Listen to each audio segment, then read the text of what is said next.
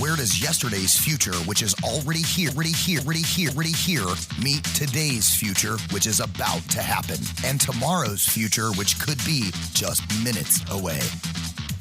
Welcome to Technology Revolution, the future of now, where host Bonnie D. Graham asks savvy futurists for their predictions about the tech-driven trends that are shaping our future right now.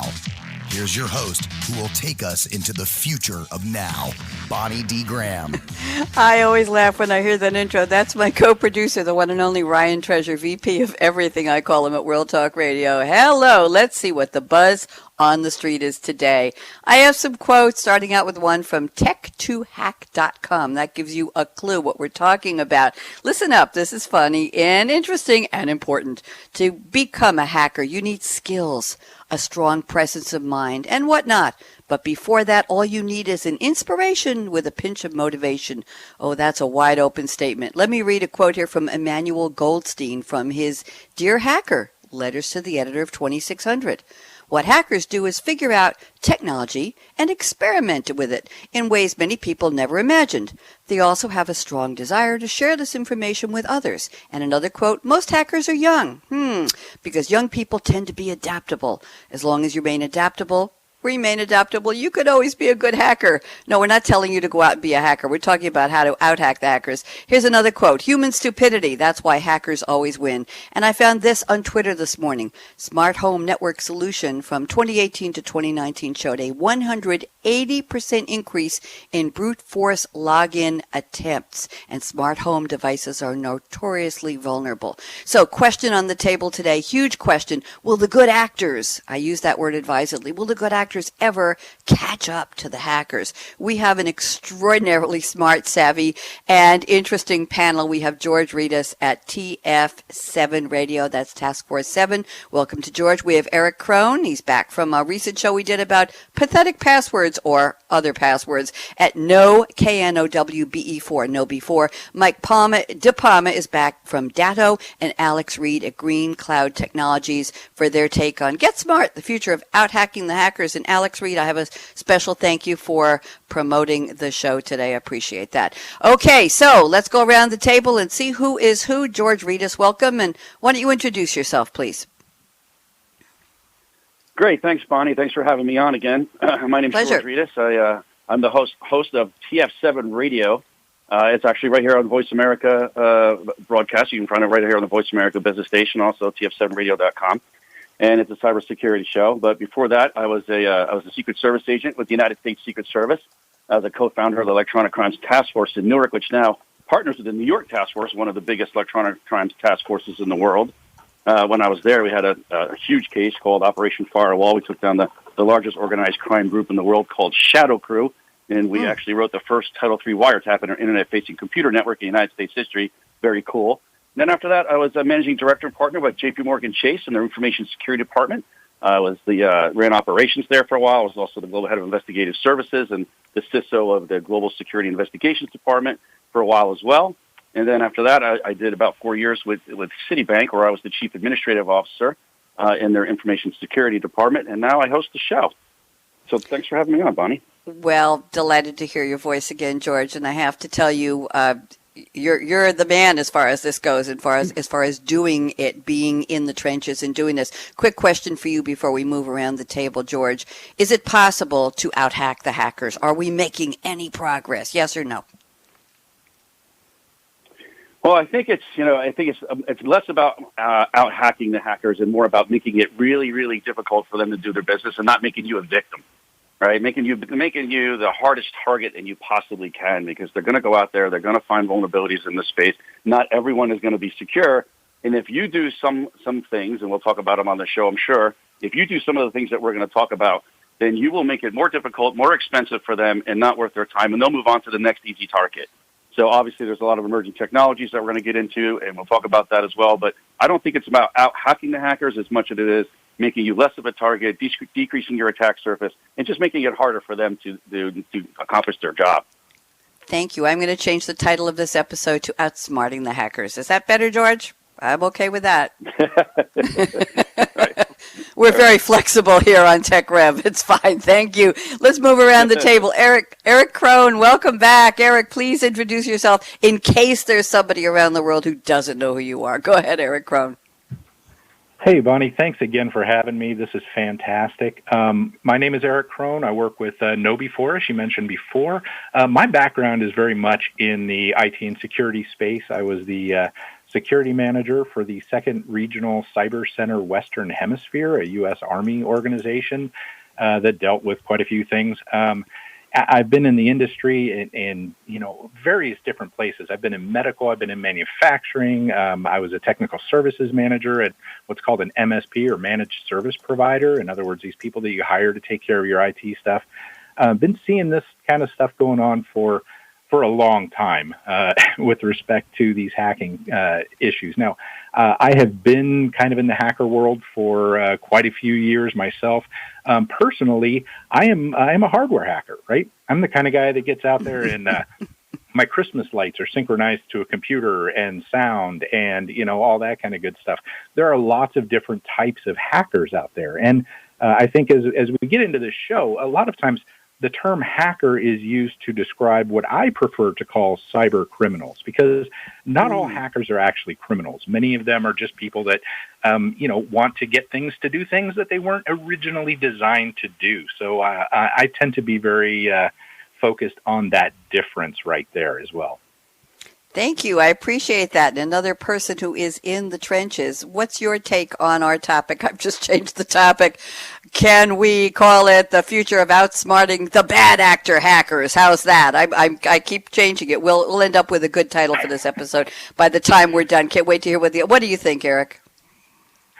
You know what? I think that we very much play a whack-a-mole game here, where bad things happen, good things happen. And I think in large ways, we actually already do keep up with them a lot. And I say this because the defenders out there, they're what we call the blue teams most often.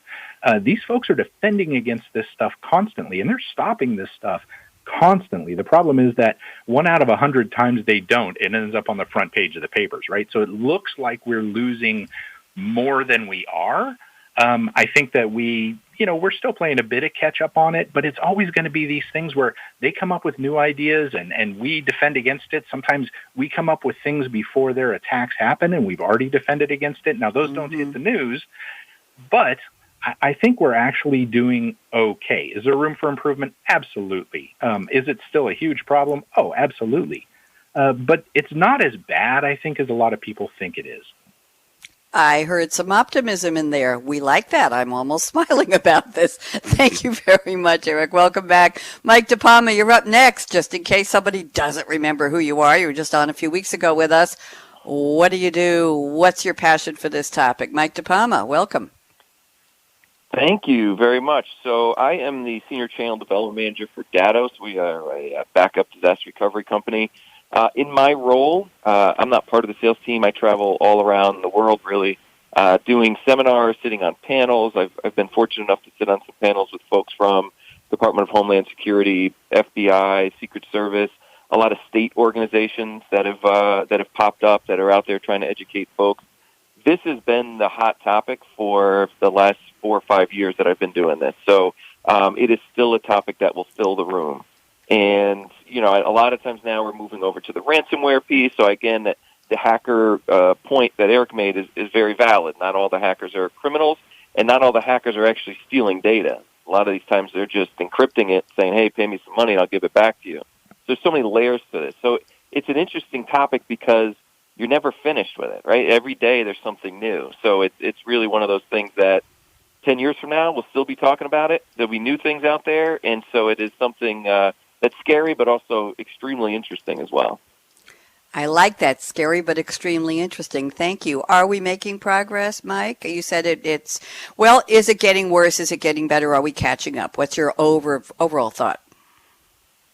Well, I think it's not something that we could ever say we win, because they're always going to continue to attack. But I think Eric's point was very, very valid in that we are keeping pace, and every single business is being attacked. I get that question all the time. What are the chances I get attacked? 100%. You're getting attacked. It's just whether your tools are providing that barrier and helping people fight against it. So I think we are keeping faith. Thank you very much. Appreciate that. Let's move around the table. Alex Reed, you've been so patient. Alex, please introduce yourself and tell us what's your passion for the topic and what do you think? Are we making progress, headway, inch by inch, step by step, swim by swim? What do you think? Hey, good morning. Thanks for having me back. So I'm the technical writer on the product management team at Green Cloud Technologies. We are a cloud hosting provider out of Greenville, South Carolina. I've been doing IT things for pretty much my entire life, and I've been security-minded, or I guess some people call it paranoid, for a lot of that. And so my role at my company is to maintain our knowledge base and to kind of translate our internal documentation into something that our partners can actually use in their day-to-day operations.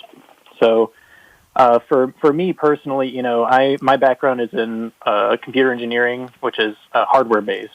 So I got to see firsthand a lot of very innovative hacking things, both in the lab at college and just going around to different businesses and seeing what people are trying to cook up. So I got to see a lot of stuff that was very surprising to me and the ways that people are attacking. And what that imprinted on me is that, hackers are always going to be coming up with new things that completely subvert whatever the designer intended for that piece of gear to do, whether it's hardware, software, a computer, a noisemaker, a telephone, pretty much anything. Someone's going to find a way to use it to try to do something different from its intention. So as far as progress goes, I don't even know that there's a way to make progress against something like that. I think that the most we can do is what a lot of these guys are talking about, is kind of try to get the good guys on our side. There you go. Thank you very much, gentlemen. Great to have you reintroduce yourselves. Now we're going to quickly go around the table to my listeners. I've asked each panelist to send me a quote from a movie, a book, a song, a person famous, not so famous, and I'm going to ask them to spend about 2 minutes telling me how the quote relates to the topic. I'll read a little background on the quote. I'll try to keep it brief, and then we'll see what they have to say. So George Ritas has sent us a quote from The Godfather, 1972 film, and the quote is actually from Al Pacino's character, Vito Corleone's son, Michael Corleone, and the quote is, "I'm going to make him an offer he can't refuse." I think that was a Brando impersonation. I'm sorry about that, George. Can you say it the way Pacino said it? Probably not, but I'm going to make him an offer he can't refuse. There you go. Good. We New Yorkers have to stick together, right? Yeah. I mean, it was used by several different characters in the movie, and it's a pretty popular statement. Everybody kind of knows it. I think it relates to negotiations in life, right? And so during these times in the movie, they were negotiating certain deals, and I think what it refers to really is leverage. And you have to have leverage. Essentially, you can pose your will on someone if you have the right leverage. And unfortunately, in the movie, the leverage was threats of violence. If the movie producer didn't give Johnny the part in the movie he wanted, all kinds of things, right? We all know what happened with him. But there are negotiations every day in business and in cybersecurity as well. And I'm going to talk a little bit about nation-state hackers. And so some of the biggest negotiations in the world right now are going on with the U.S. and China trade negotiations. And good CISOs know about geopolitics and they know how it affects their business. And let's be honest, this is about more than just trade. It's about trade equality, sure, but it's also about devaluing currency. It's about stealing billions of dollars of intellectual property every year, year after year after year, from the United States, using the cyber medium, using cyber attacks against U.S. companies and universities and military institutions to do it. And it's about the Chinese government engaging in this great power competition, right? The systemic, asymmetric hybrid warfare that they've been committing against the United States, always operating in that gray zone, right? And always committing this economic espionage and IP theft on a grand scale, right? They want to gain this competitive advantage in both their commercial and military marketplaces. They steal the IP. They give it to their commercial market for that competitive advantage.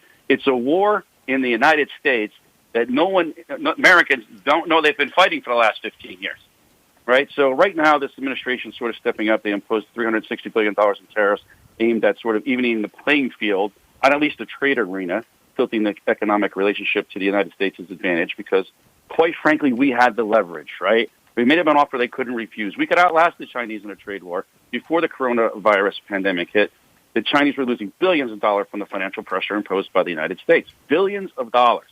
Right? So the United States economy has never been better. So essentially the United States has made the Chinese an offer they can't refuse through economic consequences and sort of forcing them into making a deal that is more fair, puts the United States in the position to slow the progress of a communist nation who was quietly focused, I think, on the destruction of this country for many years. And if we have to, we could always go back to those trade negotiations so they don't stop hacking.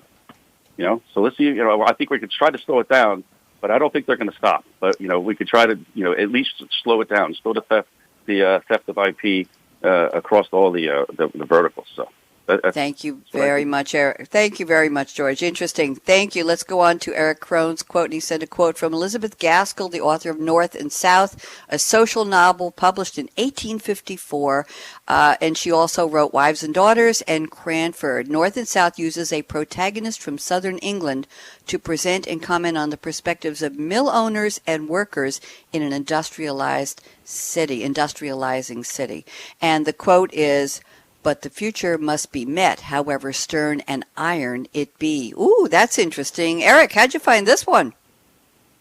You know what? I was just looking along, and I saw that once, and I was like, "Wow, this is a very powerful statement."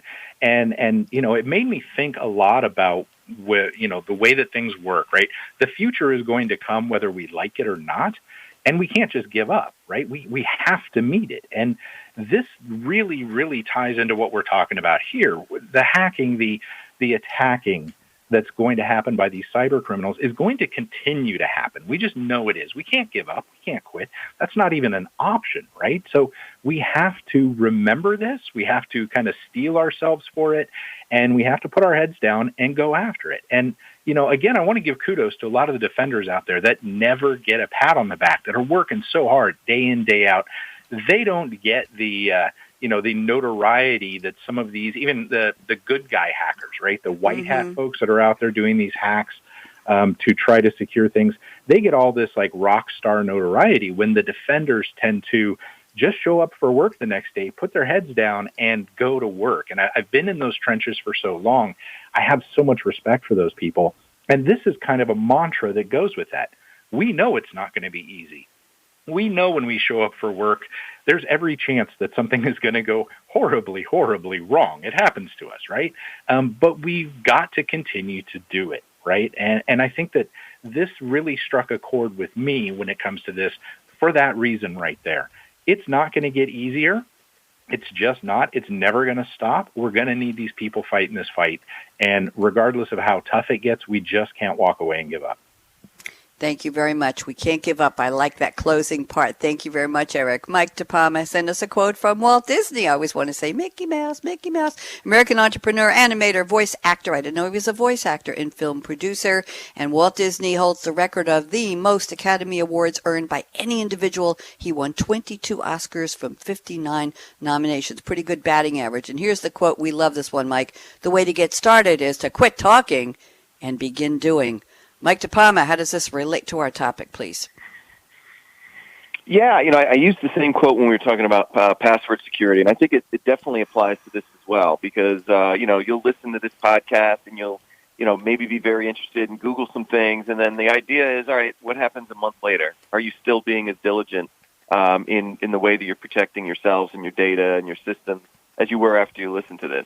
That kind of goes back to my original quote about, it is an interesting topic. So in order to combat these guys, yes, you have to have all these securities in place, but you have to have a general interest in it so that it's top of mind going forward, so that when you're having conversations within your office with your coworkers, they're aware of what they need to be looking out for as we get into social engineer, spear phishing, and all those things. So, yeah, it's easy to talk about it, but are you going to implement these things starting tomorrow and moving forward?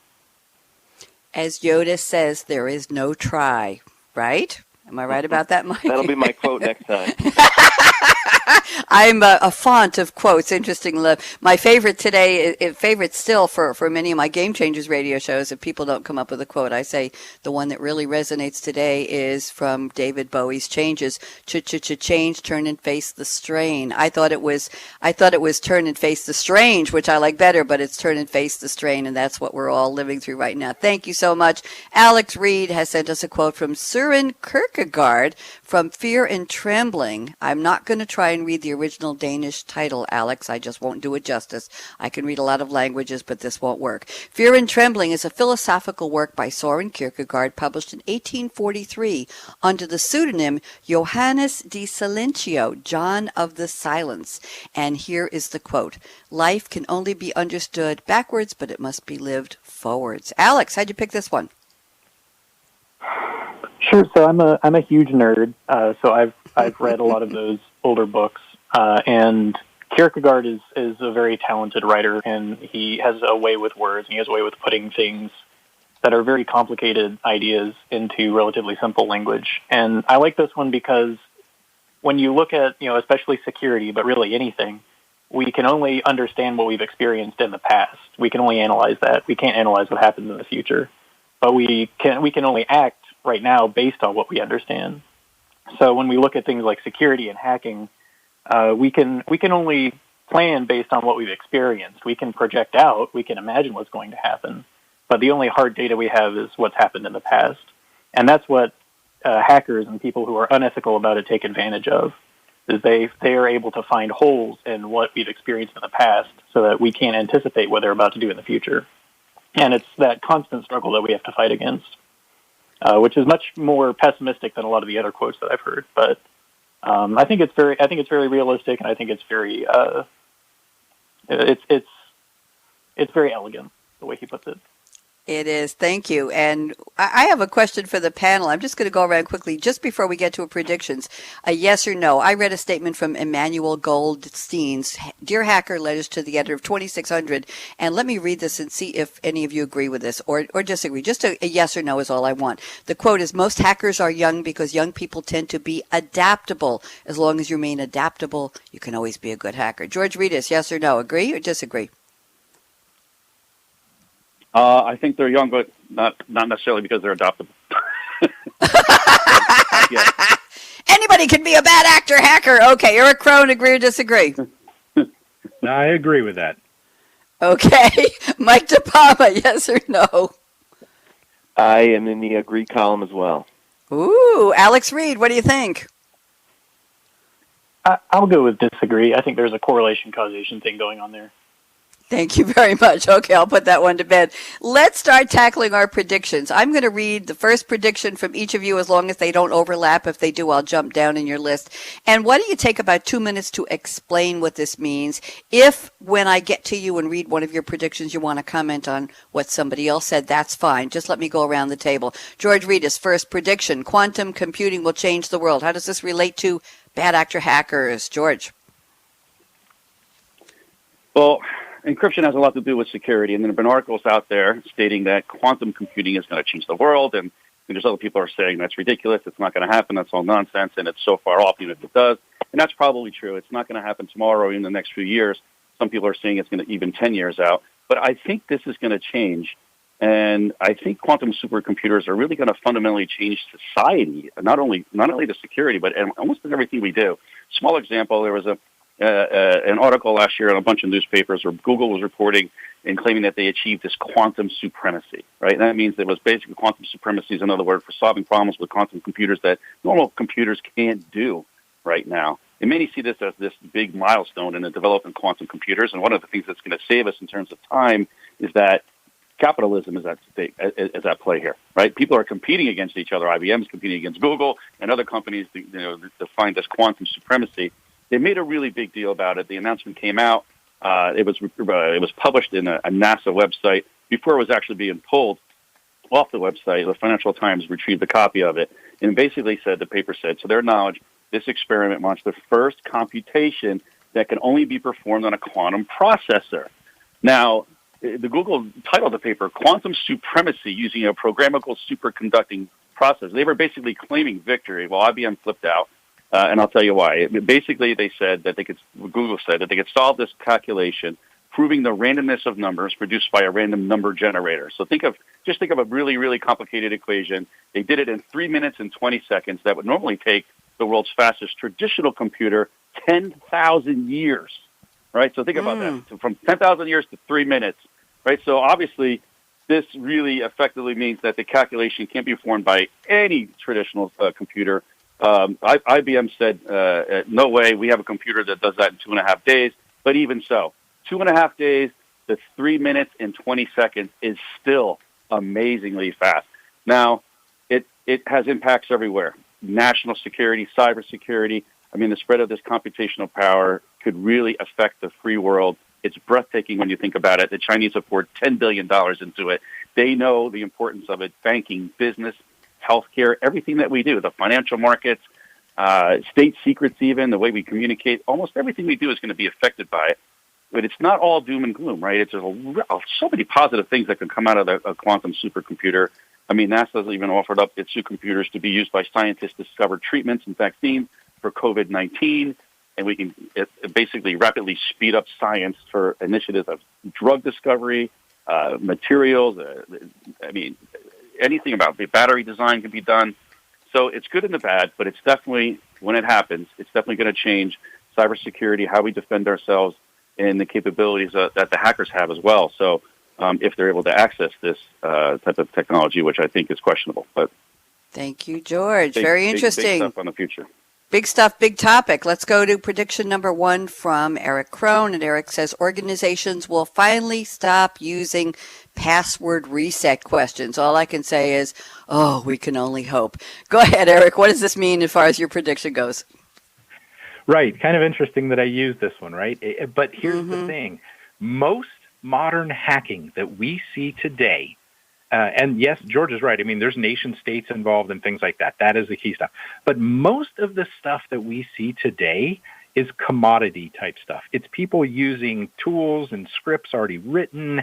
They're not really hackers, most of these people that are actually causing a lot of the turmoil that's out there. They're using tools that are done for them. They're using things like that. And they're using tricks like this, like using password reset questions to be able to get into things. If we remember back to, Sarah Palin's infamous thing where they got into her Yahoo email account because she had password reset questions like, the name of your high school, which happened to be in a small Alaska town, and the mascot of your high school in that small Alaska town, right? These are the things that are being done most often.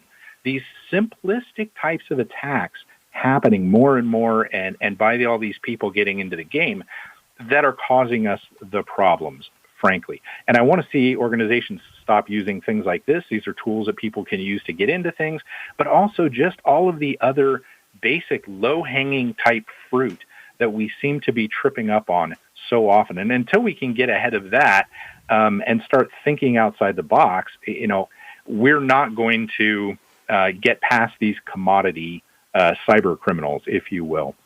Eric? And, I do want to speak. I was going to say, what's the George. solution if we don't have password reset? What's the solution? Just a new password every time? No, I mean, frankly, I think that there's definitely other ways to reset passwords, right? Other than the reset questions. Okay. The reset questions themselves are flawed. And we saw different ways that this sort of thing was used by the IRS. People were able to pull out information from the IRS to actually get tax documents. This lasted for a year or two, and then they were able to use the information that they got out of that to turn around and be able to file taxes for the next year and do. There's all kinds of things that happen with these silly little pick some questions, right? I'm glad to see that I don't see it as often as I did before because that's being abused, but it's still out there.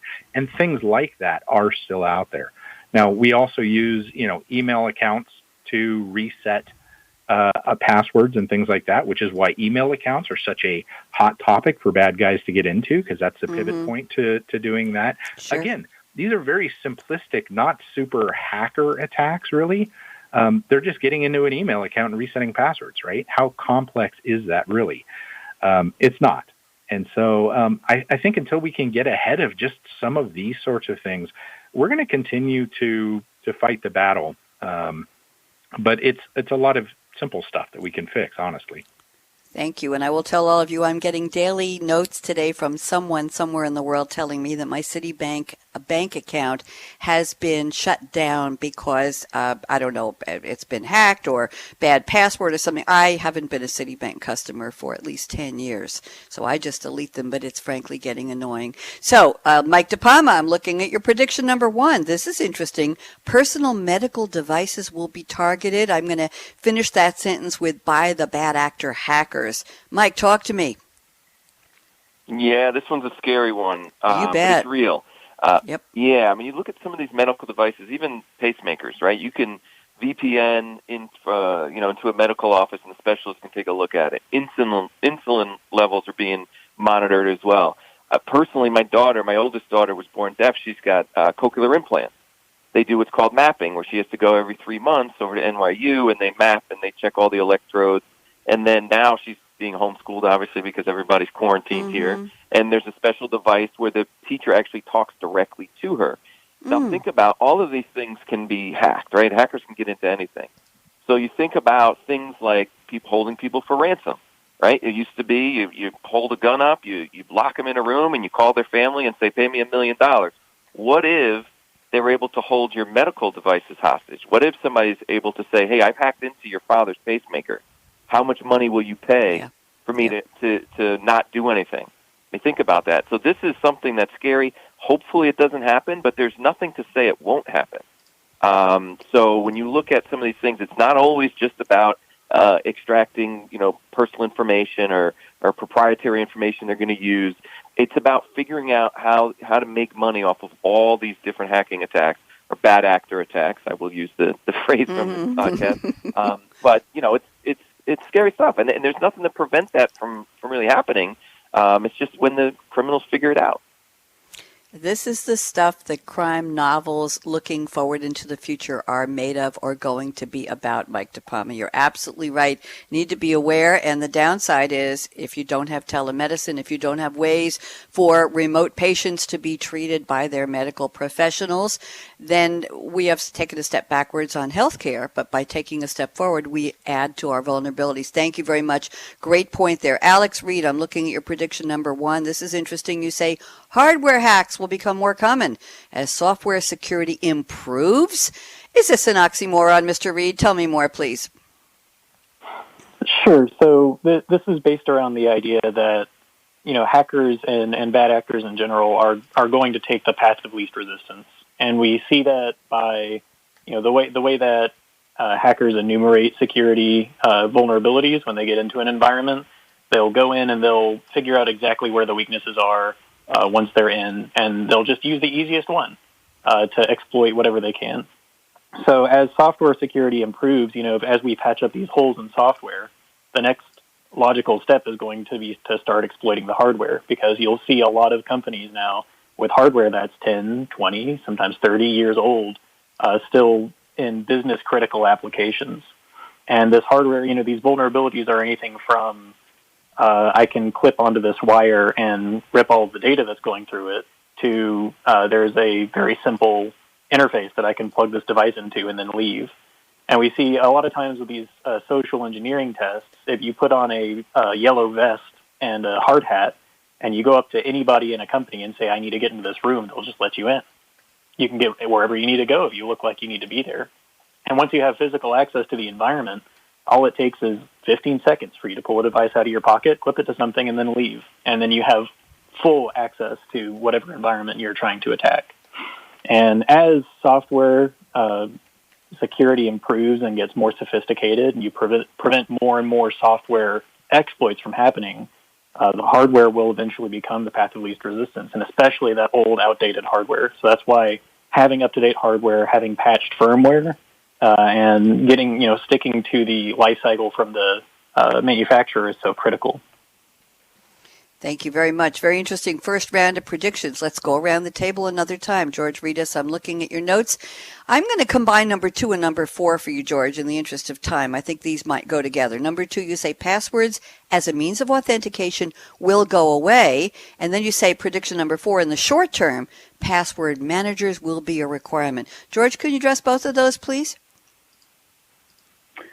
Sure. So I think, obviously one of the themes of the episode is how the compromise of passwords, whether we're going through phishing attacks or spear phishing attacks, social engineering, how it's going to account for the overwhelming percentage of successful cyber attacks against consumers and businesses, right?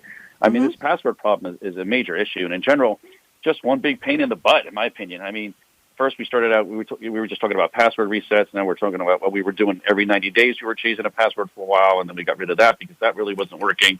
And that just created a whole new set of problems. I think the whole password debacle is going to go away over the next few years. And I think people already use, their smartphones to log into some applications on their mobile devices using the same fingerprint that they do to get onto their smartphone. And this is going to become more and more prevalent over time. I think we're going to be able to use facial recognition, too, as also coming into play here as an authentication medium. But there are risks associated with these methods of authentication as well, because biometric information can be stolen just like a password can. So in order to get rid of passwords forever, I think we're going to have to move to authentication models that use several factors to authenticate folks into the applications that they're using. We've got to combine things like, what you are, what you have, and what you know, like maybe the contours of your face, with something like, a security key, and then maybe combining that with, your geolocation, with, maybe using GPS or the way you type into a smartphone even. Those things can be combined. We'll probably move to that to get rid of them. But in the meantime, password managers are going to become more prevalent because passwords as an authentication tool is just a nightmare. I think we were talking before and before the show, the average person has 85 different passwords to keep track of. I think that's so much more, Bonnie. I think it really is a lot more than 85. I mean, I have hundreds of passwords. You really can't do anything without getting on a password. Whether you want to go to the gym, order medicine, order pizza, book a hotel. I mean, it's crazy. So in order to organize your life, passwords, passphrases, pins, URLs, you're really going to have to use a password manager. And are they safe? They're not 100% safe, but they're better than not using a password manager. There you go. Thank you very much. Good points there. Eric Krohn, I'm looking at prediction number 2. Very similar to what George just talked about. Password managers will become as popular as antivirus. So I'm going to move to your number 3 prediction. Eric, and you say there will be a major biometrics breath near the middle of this decade that will make us rethink using biometrics as an authenticator. Ooh, that's interesting. Talk to me, Eric. Yeah, that's really supposed to be breach. And here's where, biometrics breach. Sorry, that was a typo on my part, right? It's okay. Listening to George, I think we have a lot of ideas in common on this, frankly.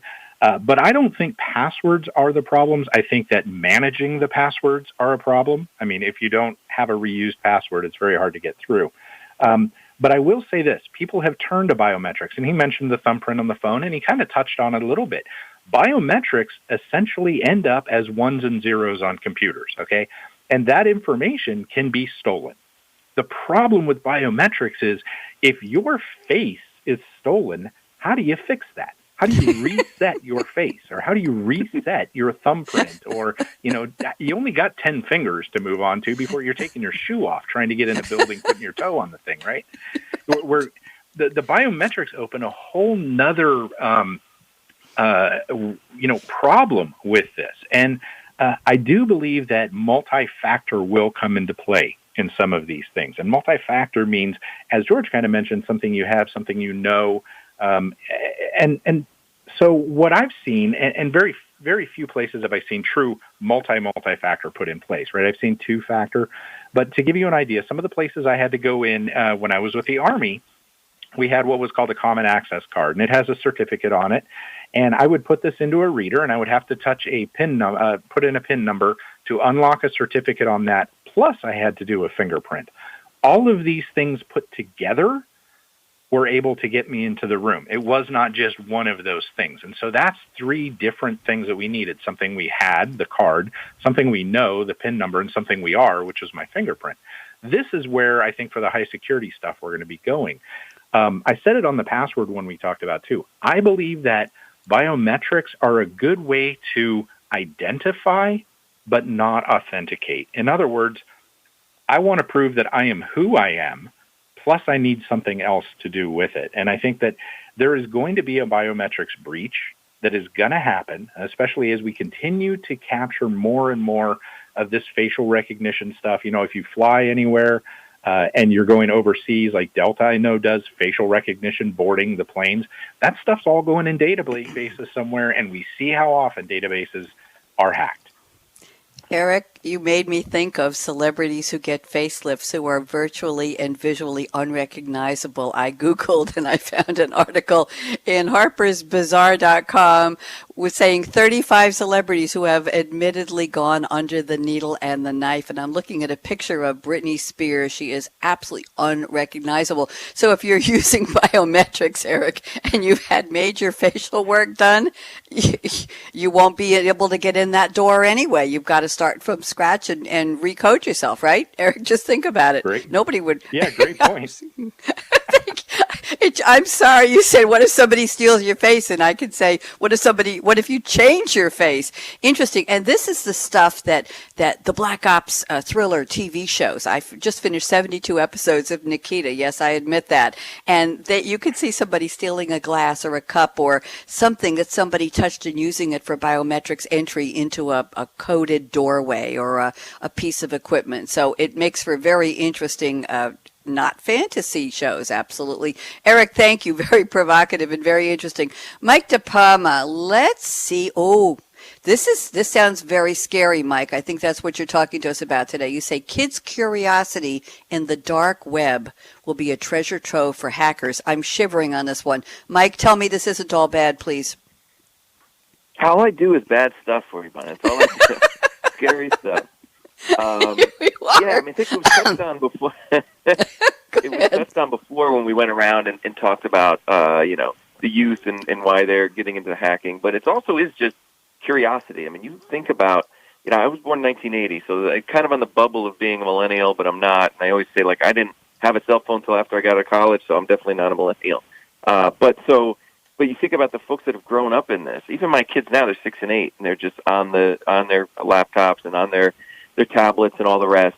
And there will be just that natural curiosity. And somebody in their class will teach them how to get into the dark web, and they're going to go down there and think it's cool and fun because they watch those shows and think, all the rest. But they're going to get down there not knowing at all how easily they could be duped into giving up information. And that kind of leads to another point where what the scary thing is, some of these criminals, they've got time to play the long game. And they start stealing identity of a 14, 15-year-old. They'll just keep stealing as much as possible. They'll get Social Security numbers. They'll get all kinds of different things. And then once they turn 18, well, now, hey, I've got the entire database of this individual, probably including, facial recognition and all the rest. And then they could take that data as an 18-year-old and use it for whatever they want, whether it's registering to vote, something scary like that, whether it's opening credit cards and doing all the rest. So, I think just the curiosity of it and them not knowing all of the threats and just getting caught up in the cool and in scariness of, hey, I'm down in the dark web. This is really cool. It'd be a treasure trove for them. They say, I can steal all of this stuff, hopefully get into some of their parents' information, but if not, I'll wait till they turn 18 and I've got them. So it is scary stuff. Very, very scary. Thank you. I have some other scary comments from some others. You're not alone on that, Mike. Alex Reed, I'm going to talk about a non-scary one. I want to bring this up. Prediction number 3. You say social engineering will be a constant. Tell me what this means, please. Sure. So kind of in tandem with that first prediction I had where I was saying hardware hacks are going to become more common, and the reasoning for that is because it's the path of least resistance. When you're talking about social engineering, there's no firewall or firmware patch you can do to fix social engineering because it's a flaw in humans. It's a flaw in the way your brain works. It's not a flaw in the design of a piece of hardware or software. So, the best you can do is education, and a lot of my job focuses around trying to communicate and educate to our partners. And I can tell you that if you have 100% of your information you're trying to communicate to somebody, most of the time you're only getting 5 or 10% of whatever you say. So if you assume that every person in your company is only picking up 5 or 10% of your security presentation or your phishing training, even if you have 4 trainings a year, quarterly trainings, people are not getting all of that information. They're not assimilating everything of what you're communicating to them. And so there's probably going to be a point at which we've done as much education as far as social engineering goes as we can. When hackers are trying to take advantage of somebody, they're exploiting a known faulty reasoning loop that people have. And when you try to educate over that, people are not going to be able to adapt quickly enough. And you're going to reach a point where hackers are just always going to be able to be one step ahead of where your lowest common denominator is. And as we're all aware, that all you need is one person in an organization being that lowest common denominator in order to open up that organization to a very serious breach. So my prediction is that, because we can't patch people in the same way we can patch hardware or software, social engineering is going to be this whole other thing that we're going to have to deal with in a completely different way from traditional hacking. Thank you very much. I'm going around the table. I think we have time for one or two more. George Rettas, I'm just going to ask you for a quick comment. Your prediction number 3 is right on target with what Alex just shared. You say companies will take civil action against employees who get socially engineered. How bad will that be, George? Just quickly. Well, I think they're going to get pretty aggressive about it because they're getting frustrated with the fact that they keep doing all this training and employees keep falling for these scams, and they're losing a lot of money. In a lot of cases, when you lose, hundreds and even millions of dollars in some cases, they're not going to recover from some of these employees. And in some cases in the UK, the companies were actually going after the employees' houses and trying to take their homes from them. So I think the frustration is pretty high. Right now, they're removing email privileges from employees who fail multiple training tests.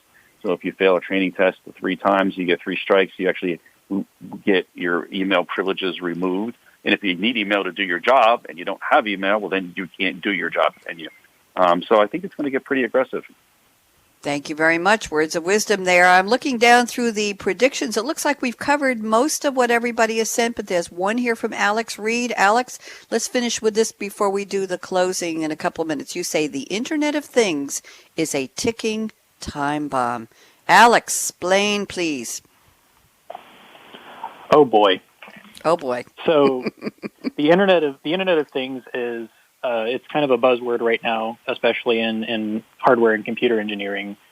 Traditionally, the Internet has been made up of real computers with a hard drive and a network card and all these discrete parts. And over the last 10 years or so, this new type of computer, a single-board computer, has been becoming more and more common in a lot of different applications. So if you have, a Nest device in your house, for instance, that would be an Internet of Things device because it's this one self-contained unit that has access to the Internet that only really does one thing. But then you have this sort of cloud of Internet of Things in your house because if you have a Nest thermostat, you probably also have maybe a security camera, maybe a doorbell. A lot of people have internet-controlled lighting, and all of these things are individual. They're whole computers. They're not just, a light bulb. They have an IP, they have a MAC address, they have an internal processor, and that means they can be hacked. And a lot of these things aren't getting regular patches. If you have an LED light bulb that's connected to the internet from 5 years ago, that's probably reached end of life already. The manufacturer has moved on to a new version of that, and whatever vulnerabilities were present in that light bulb when they moved that to end of life are still there because they haven't patched them out yet. And as the Internet of Things keeps moving forward and people have 10, 20, 50, 100 internet-connected devices in their house, we're just going to see these vulnerabilities multiply, maybe even exponentially over time. So when you look at things like the Internet of Things and you see these big manufacturers having glaring security violations, and not just the way their devices handle wireless connections, but even in the firmware itself or in how the processor is structured. You see a lot of vulnerabilities that are spread across a lot of households, and it's really scary the things that people could do harnessing tens of thousands or millions of devices. If every single LED light bulb in the U.S. decided to suddenly start a denial of service attack against a major carrier, that's thousands and thousands of devices that are suddenly under the control of one hacker through one vulnerability. So that's why I would call it a ticking time bomb. Is there are a lot of vulnerabilities there that are only going to get worse, and we haven't discovered a lot of them yet. Thank you very much. Great conversation around the table. I think we've covered all of the new and unique predictions from all of you. I'm going to give you each 60 seconds. That's all we've got because we've got a packed house today. Starting with George Rettas. What's the final comment from you on the future of out-hacking or out-cracking or outsmarting, all of the permutations of this topic today, outsmarting the bad actor hackers. George Rita, 60 seconds. What do you see? Are we ever going to get there, or will it just be a moving target? George Rita, go first, please. No, I think we're keeping up. I think if we deploy some of the emerging technologies in a smart way and decrease our attack surface and eliminate some of the red tape that goes behind the implementation of some of these technologies in our businesses, we will do fine. You have to remember that these organized crime groups are collaborating like Fortune 500 companies without regulatory oversight, without an audit team on their back all the time, and so they're able to move much faster. So the key to staying in pace with the hackers is going to be speed and agility. So that's what we should focus on, and I think we'll be able to at least keep up with them. Thank you. At least keep up with them is a good thing. Thank you. Let's go around to Eric Krohn. What do you think? Vision for the future overall, good or bad? Are we making progress? Nope, I do think we're making progress, but I do want to kind of recap what we've said today, and I want to point this out. Most of what we've talked about, or a lot of what we've talked about, has been on the human thing, whether it's passwords and how those are managed or social engineering. I think if we're going to get ahead of these folks and we're going to make a big difference, focusing on the humans in organizations is absolutely key to getting ahead of this or staying ahead of this or not falling very, very far behind on this. So I think that that's something we have to keep in mind, focus a little bit less on the technology, more on the people that are honestly being targeted. Thank you very much. Mike DePalma, what are your words of wisdom? How are we doing? Well, I think we're keeping pace and we're making progress. Unfortunately, the criminals are also making progress as well. So we're keeping pace. My one suggestion is just don't try to do it on your own. There's a lot of resources out there. There's a lot of vendors out there. Like Eric mentioned, he used to work for a managed service provider. If I work with an outside consultant on those things, and then continue to learn and continue to listen to podcasts like this and read articles. Because, doing it by yourself is just extremely difficult. So leverage as many other resources as possible. Thank you very much. Great point. Alex Reed, let's wrap this up with you. We're just about ready to close. So what do you see coming, I like to say, up the road, down the pike, whatever direction you're going? What do you see, Alex? Yeah, so one thing that I said towards the beginning of the show was that one of the important things is going to be to have the right people on your team to try to prevent these breaches. And something that I don't see emphasized enough is that sometimes the bad guy is the right guy. Sometimes the guy who breaks into your infrastructure is the guy who somehow knows the most about it. And I think that keeping ourselves open to the idea of reforming, I guess, what you would call bad actors into good actors or gray hat people into white hat people is something that a lot of companies haven't done enough of, don't have a big enough focus on. I think that that's going to be even more important in the coming months, years. Interesting. That reminds me, Alex, of companies, insurance companies hiring former art thieves, right? To tell them how to prevent future art thefts. We've seen all kinds of TV shows about that over the years. How do you turn a black hat or a gray hat into a white hat? Is it you offer them money or you say, come in from the cold? Or just quickly, Alex, how do you do that? Well, that depends on the person. Some people are black hats because they really want to be black hats, but most people are black hats because they're just curious and they live outside the establishment. So just showing those people that you're willing to reconcile with them and give them a place in a legitimate organization rather than having them live on the outside is just an important first step. Thank you. I have 1 minute left for a little more commentary before I close here. George Reedus, do you agree with Alex about figure out what their price is to come inside? What do you think? Yeah, well, this is a competition for talent, just like anything else. And I think we have to find where the talent is. We have to give these people an opportunity, right? And I think if you can do that, you could probably flip a lot of these people and keep them from going to the dark side. Oh, my. Eric Krohn, do you agree with that? Absolutely. I actually know some people that were on the black hat side. And once they had an opportunity to use their skills for something that was good, and they saw that opportunity, it really wasn't hard to get them over to the right side. They just didn't know how to do it. Oh, my. Mike DePalma, what do you think? Quickly, real fast. Yeah, I think, motivation. Some people just want to do it for the glory. So if you can show them that, hey, there's a lot of cool accolades you can get being on the good side, you could turn some of these people. Could any of you bring me a panel of 4 black gray hats turned into white hats for a conversation on the show? Let's just take that offline, but that would be really cool if we could get some former bad actor hackers to talk about why they flipped and what their life is like and what their secrets are for the rest of us. Let's just leave that. Ryan Treasure, thank you for re-engaging George Reedus for me for this show. Dawn McGinnis, thank you for re-engaging, for originally introducing me to Eric Krohn, Mike DePalma, and Alex Reed.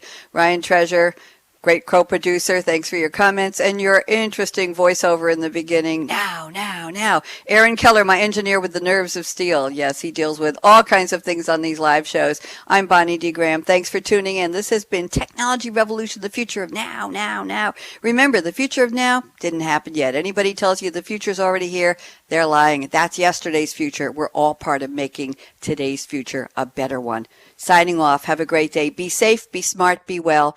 Talk next week. Bye-bye. Thank you for joining us for Technology Revolution, the future of now. Mark your calendar to join host Bonnie D. Graham every Wednesday at 8 a.m. Pacific Time, 11 a.m. Eastern on the Voice America Business Channel to hear how technology is impacting your future now.